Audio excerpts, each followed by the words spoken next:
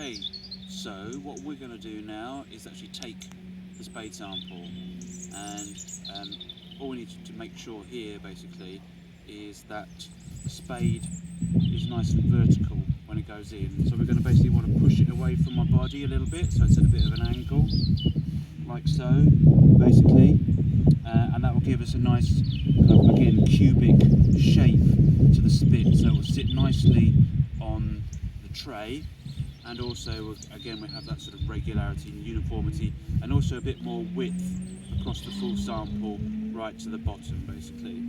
So all we do at this point is basically jump on the spade with both feet, trying to get it all the way in, lever it back a little bit to get it out, and then do the same on all four sides. So we'll just come round. And then just to finish off, and then we'll try and lever out the whole sample as it is, trying to keep it as intact as possible, and then we kind of place that to the side of our hole basically.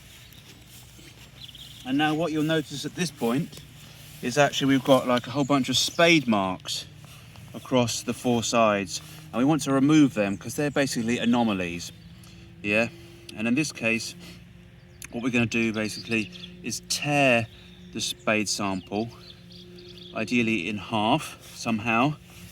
There's a nice flat face down that side, so we'll just get on top of it, and again we want to like try to disturb it as little as possible. Just pull it apart, see how it comes apart. There we go. And then place one of these samples onto our tray. I might just remove some of this lower section here and here again, so we end up with quite a uniform kind of flat face, and that means that the photograph that we take is nice and accurate, and then we can go ahead and do our assessment.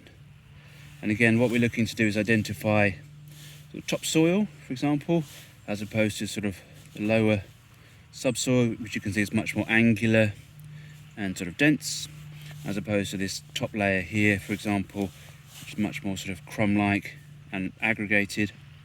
And again, because we've taken this, we've gone the extra yard, we're taking the sample in this way, we can then compare it to all of the other two samples that we would have taken potentially from other fields.